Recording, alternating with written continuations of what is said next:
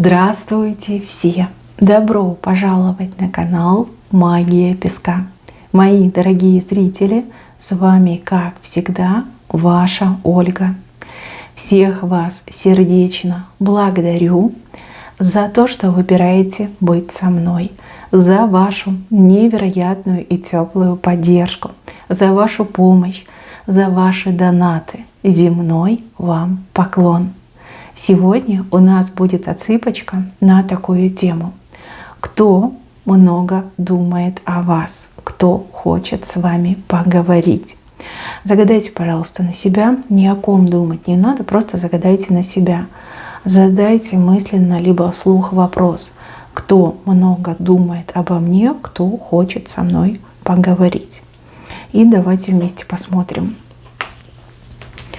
Я прошу высшие силы дать мне возможность ответить на все ваши вопросы и послать для вас самую важную, нужную и полезную информацию.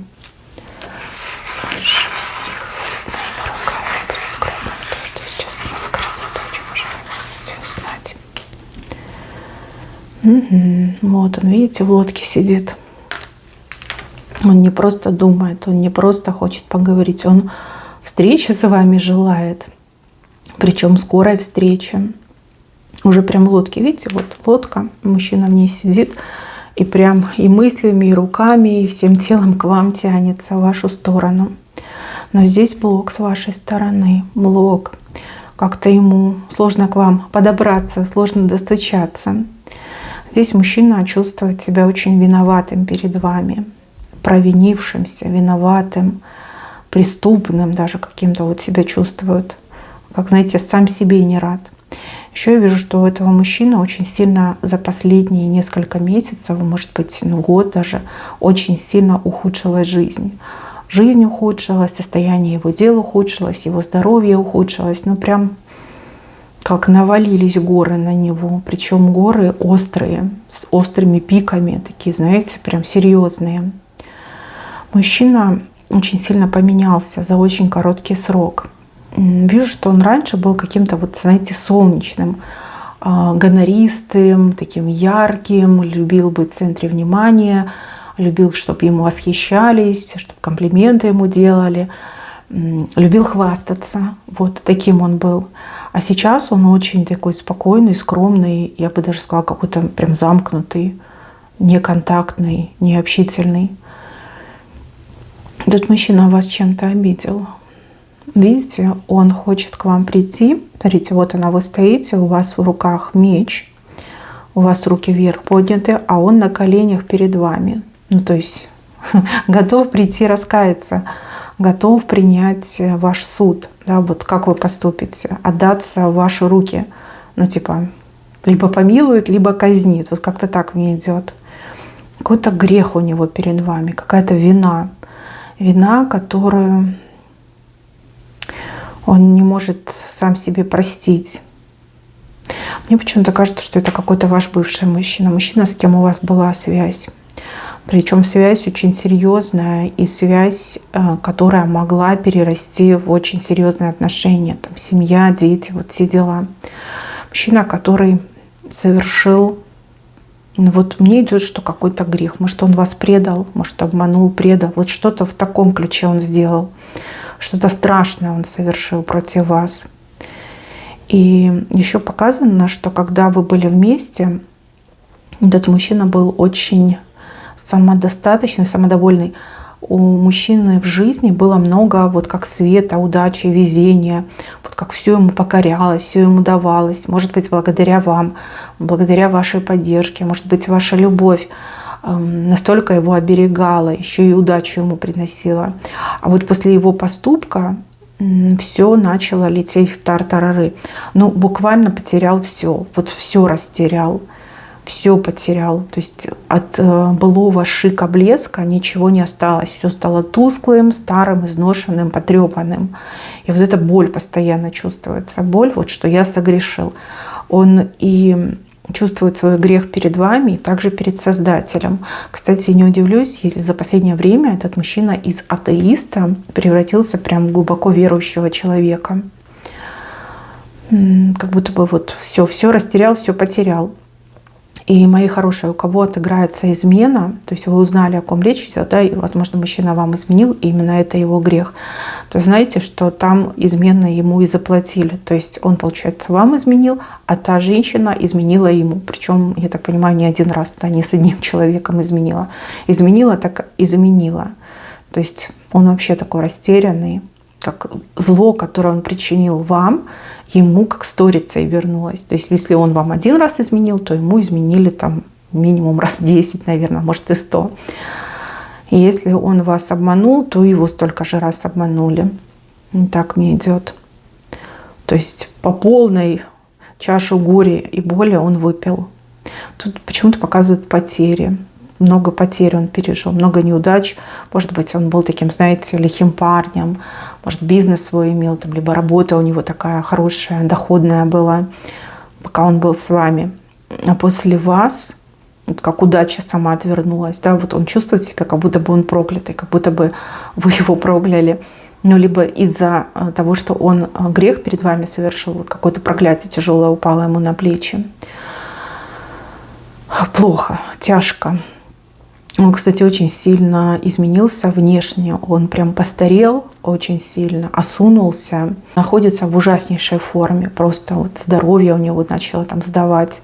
И он такой весь вот прям разочарованный. Но он много думал о том, что произошло, о том, как он все растерял. И вот мысли, к которым он пришел, это вот из-за того, что перед вами грешен, из-за того, что с вами плохо поступил. А вы ведь женщина особенная, вы в любви отдаетесь, вы в любви раскрывались, вы в него верили, вы даже в него вкладывались, я вижу. Кто-то вкладывался материально, кто-то вкладывался душой, сердцем вкладывались. То есть вы о себе меньше заботились, чем о нем, о его успехах, чтобы он был такой весь сытый, довольный, наглаженный, залюбленный, заласканный. Вот вы его несли, получается, на своих плечах. А он как бы пользовался вами. Смотрите, я сейчас скажу жесткую правду, возможно, она вам очень не понравится, но как бы вот скажу как есть. Да? Если не нравится, не смотрите, не слушайте. Здесь мужчина, он как будто бы вами пользовался, и он считал, что он такой пуп земли, то есть он может себе это позволить, что вы приносите себя ему в жертву, потому что он такой классный, потому что он прям воплощение Бога, да, он очень крутой. И он считал, что это нормально, что так и должно быть, что вот женщина так и должна себя вести. И только лишь когда он вас потерял, когда он вообще все в жизни потерял, когда он действительно задумался о том, кто он такой, что из себя представляет и куда он идет, вот до него дошло, кем вы были на самом деле для него, что именно все его успехи, все его достижения, они как бы были благодаря вашей силе любви, благодаря тому, что вы заботились о нем. То есть потерял действительно не просто женщину, потерял единственный шанс на счастье в жизни. Вот так идет. Он много раз вас оплакивал свою глупость, свое безрассудство, свое вот это грешное поведение. Но сколько бы он ни плакал, да, жизнь не улучшается.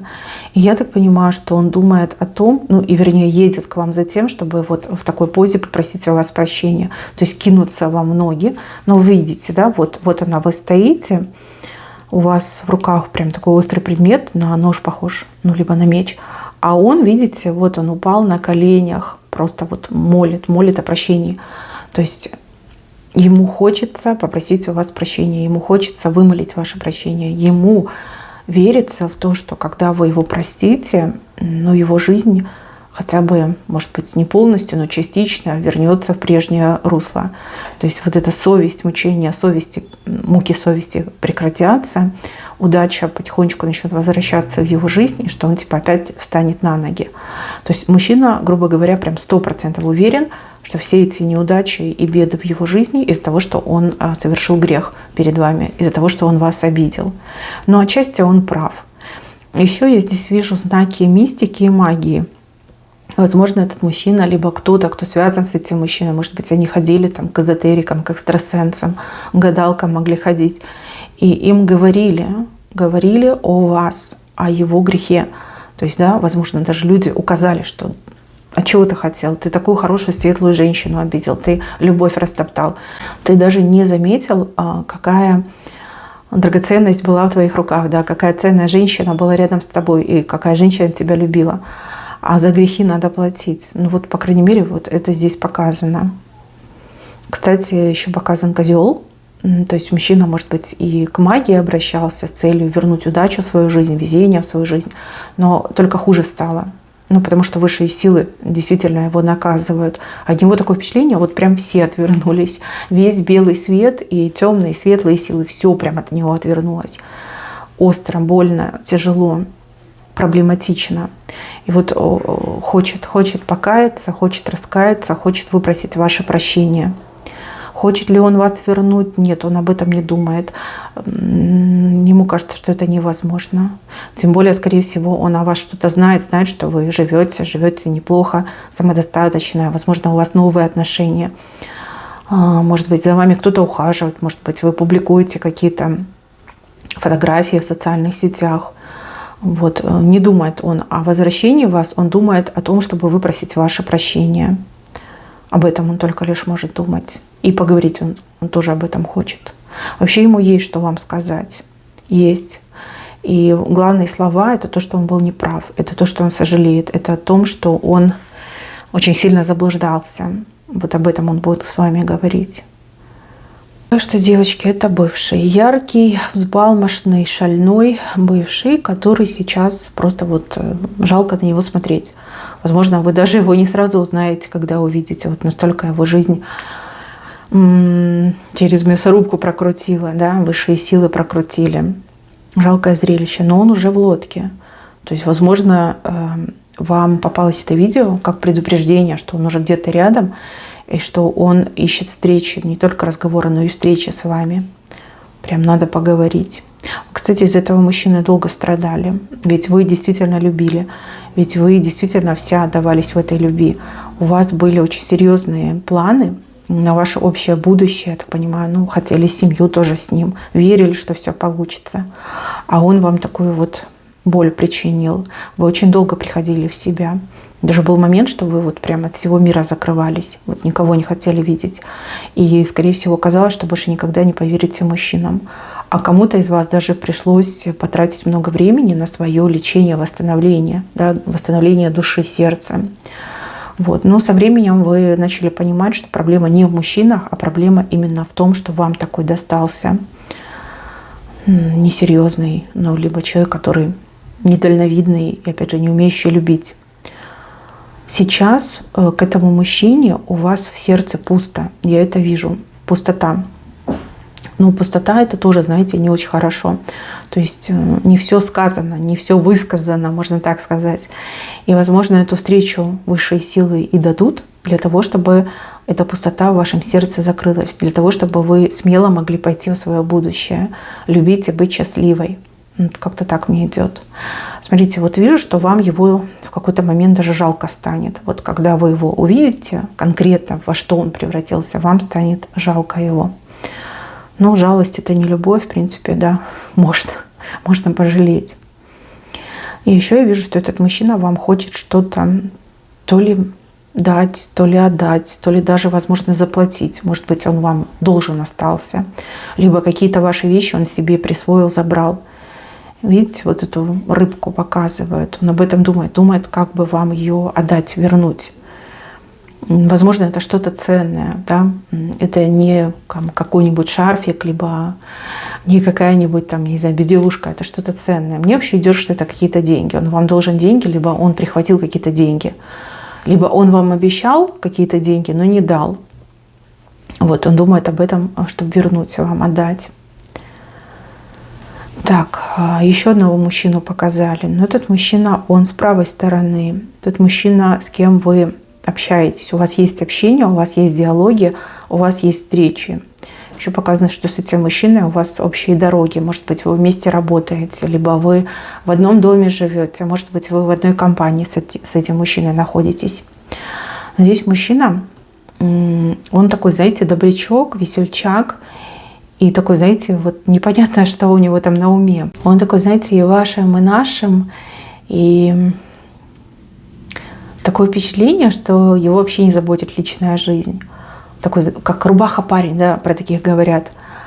легкий, поверхностный и несерьезный кажется. На самом деле этот человек, он, да, достаточно прагматичный, и человек, который за такой шутливой маской, игривой маской, он прячет очень большое сердце. Сердце, которое хотел бы отдать именно вам. Вы давно ему нравитесь, вы давно его привлекаете, он давно за вами наблюдал. Знаете, это не тот малолетка, который вот прям влюбился, загорелся и побежал. Нет, здесь любовь, она прям такая продуманная, можно сказать, либо выдержанная временем. Да, этот мужчина не влюбился в вас с первого взгляда, это не гормоны, это больше похоже на взвешенное решение и похоже на то, что он за вами долго наблюдал, долго присматривался и влюблялся, да? Он постепенно влюблялся и постепенно приходил к такому выводу, что вы идеально друг другу подходите. То есть у вас что-то есть общее. Этот мужчина думает о вас. Возможно, вы что-то замечали. Возможно, он иногда себе, якобы в шутку что-то позволял. Взять вас за руку, либо обнять, либо даже чмокнуть в щеку. Да? Вот какие-то вещи были. Но опять же, он это все сглаживал какими-то шутливыми моментами. Я пошутил, да? И все смеялись, и вам тоже было весело. Вы от этого мужчину тоже какое-то тепло чувствовали. Вот прям, если рядом даже он находится, вы чувствуете тепло. И вот он вроде шутит, а глаза у него серьезные. Как-то может на вас так засматриваться даже, да? Но этот мужчина мне больше нравится. Хотя он тоже какой-то странный, да? Столько времени присматриваться, взвешенное решение. Это может быть связано с покупкой дома, да, либо взятием кредита, взвешенное решение. Но с любовью это как-то странно, да, не вяжется. Но что есть, то есть.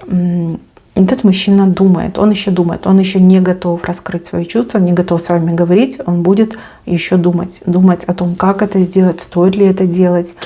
Может быть, больше будет с вами общаться, может быть, будет задавать вам какие-то наводящие вопросы, либо то, что его интересует. В общем, как будет топтаться рядом. Вот так мне показано. Видите, все дороги у вас общие.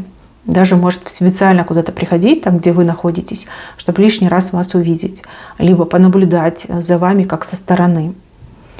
Да, странные мужчины вас окружают.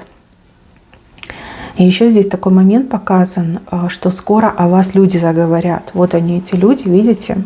И они скоро будут о вас говорить. Говорить они будут хорошие. Тут больше, как, знаете, восхищаться вами будут, хвалить вас будут, комплименты вам будут делать. То есть эти люди, что-то вы либо сделаете, либо какой-то поступок ваш, либо какие-то ваши слова, и вот эти люди от вас в восторге. Вот они готовы как носить вас на руках, вот настолько. А может быть, вы для этих людей что-то сделаете, может, чем-то поможете, либо какой-то обман раскроете. В общем, вот эти люди, они будут много и долго о вас говорить. И информация о вас, она будет распространяться далеко за пределы того места, где вы живете. То есть, скорее всего, у этих людей есть там друзья, есть родственники, там в других городах, да, информация о вас будет прям идти, расходиться. А если вы что-то делаете и, допустим, оказываете какие-то услуги, либо какой-то бизнес ведете, возможно, эти люди — это благодарные клиенты, да, которые будут вас расхваливать на все стороны света. Так что к вам будут приезжать, например, на прием, либо за заказом из другого города. То есть люди в восторге от вас. Это будущее. Вот здесь это будущее. Вот как-то так у нас идет. Мои хорошие, на этом у меня все. Берегите себя. Всем спасибо за внимание. Всем пока-пока.